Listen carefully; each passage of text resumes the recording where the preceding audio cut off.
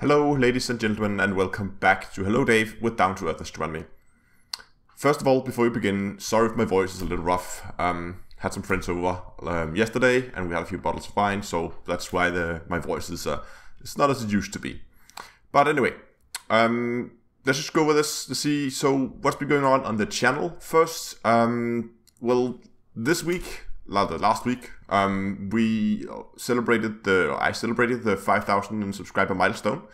Even though we're actually way past that, we're already at, I think we just passed 5,600, which is absolutely amazing. The channel is growing pretty quickly right now, and thanks a lot to all both the new people and to the people who've been here for a long time. It means a lot to me, and it's good to see we're getting more people and the community is growing around the channel. So that's good.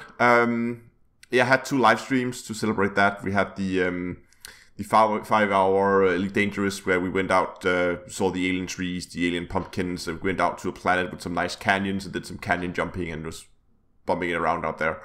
It was pretty fun. And then we have the Fractured Space live stream the day after, I think, with the giveaways and everything. So that all went pretty well.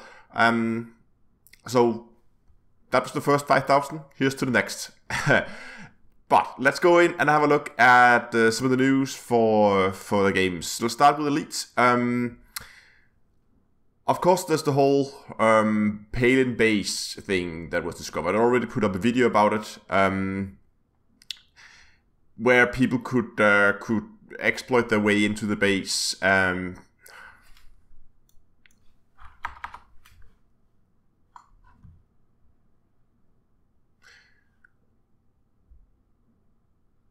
Okay, so let's look at some news. Elite Dangerous, probably the biggest announcement this week is we got a date for the 2.4 betas, and it's going to be launching on the 17th of August, which is this week or is it next week?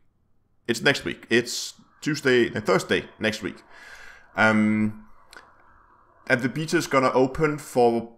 First going to be the closed beta, where people who have bought a beta access or health beta access from however they managed to get it, can get in and try out the beta. Then they're going to have that open. They haven't said anything specific for how long, but I'll be expecting that to be maybe a week or 2 weeks, where people with closed beta access can get in and try it.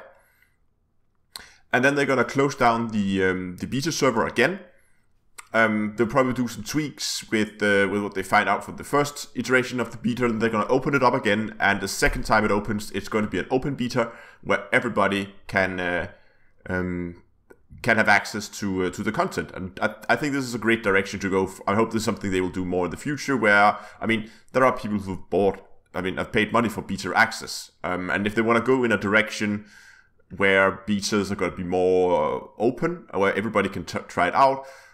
I could see that. I at least would say, okay, I paid money to get the beta access, and now suddenly you're just making it free for everybody. That would be, I would see some people would get a little upset over that. But I think it's great that they're doing it. Like, people who bought into the beta access are gonna get it a few weeks ahead of time. They're gonna use that just to make the initial tests, and once they've done that, they're gonna close and then reopen. That's an open beta where everybody can try it out. Also true. The more people who are testing it, the more stress testing they can do, and the bigger the chance are that they will actually find the bugs that might be in the new update.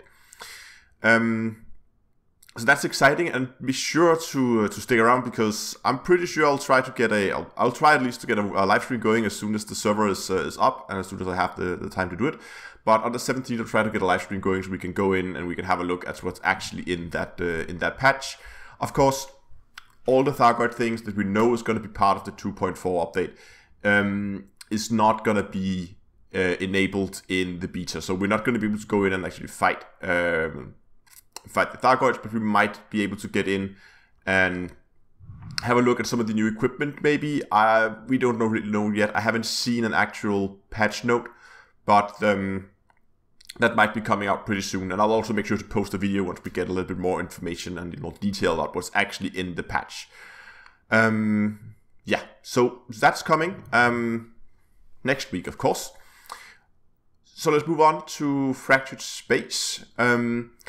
there's not really been a lot. They said they would do many of the updates this week, but it seems they've been delayed. I at least have not seen any changes in the game, and I haven't really gotten the updates. So I'm expecting that it's going to come this week, maybe, hoping. But they also released a video where they talked about what else they're looking into, and they're looking into a lot for the newer players to try and enhance the new player experience in Fracture Space. What they're doing is they're doing the updated tutorials. Apparently they are too long at the moment. They're also looking into the AI captains, making the ship-specific AIs better, so they play their role in the ship they play better, which is good. I mean, to be honest, at the moment the co-op battles are a little one-sided. I mean, I've rarely lost a battle in cooperative mode, so the AIs definitely need a buff to make that a little bit more challenging.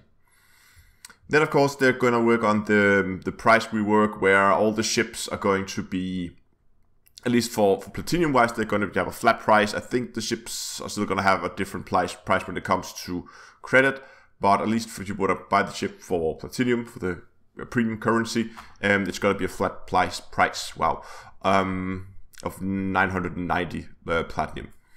And again, to enhance the whole new player thing that they're working on, they're also giving the starter crew a full set of implants, it seems, just to make it a little bit easier for new players to get into PvP. Because if you have the starter crew with no implants, you're really gonna lose out on a lot of potential benefits that your crew is not getting because you are also new to the game. So you're really gonna have a hard time to be struggling against older players. Of course, as you should when you start a game, but they are working in a direction where the only thing that really sets people apart is not how much time they've spent playing the game, but only player skill. Of course, player skills come with time, but you get my point. The main factor for who's winning or who's losing is purely down to player skill. It seems like that's the direction they're going, and I think that's a completely right way to go. And it's nice to see that they're going in a direction like that, where everybody can be competitive if you're good enough. So that's good to see, I think.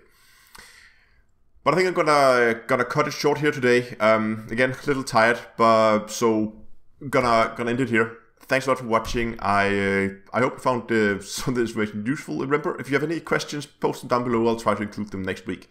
And yeah, until next time, I'll see you guys in space.